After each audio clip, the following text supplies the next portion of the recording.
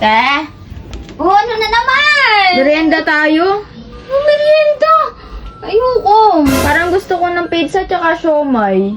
Wow, sarap naman ang kinikrave mo ah. Minsan na lang naman ako mag-request sa'yo.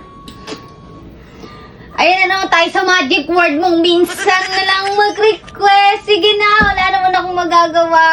Okay, mag-order na lang ako kaysa magluto pa ako.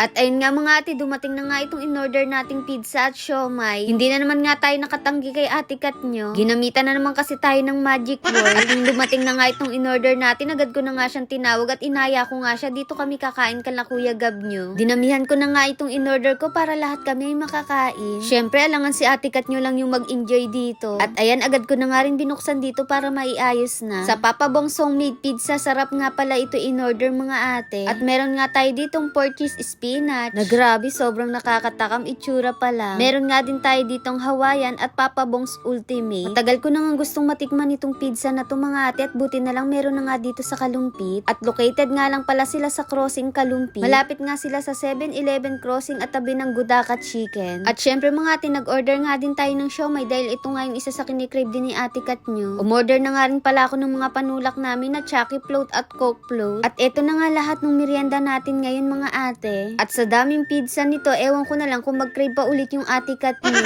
Pero tingnan nyo naman ang reaction, sobrang tuwan-tuwa siya. Pag ganyang masaya yung kapatid ko, masaya na rin ako kahit masakit yung bulsa ko. Walang ganon! Eto nga't agad na nga nilagyan ng chili garlic oil yung siomay niya. Grabe, tingnan nyo naman, nakakatakam talaga. So, paano mga ate, tara kain na tayo? Abay, si Ate Kat nyo nga muna daw ang unang magpe-first bite dito. At unang kagat first bite.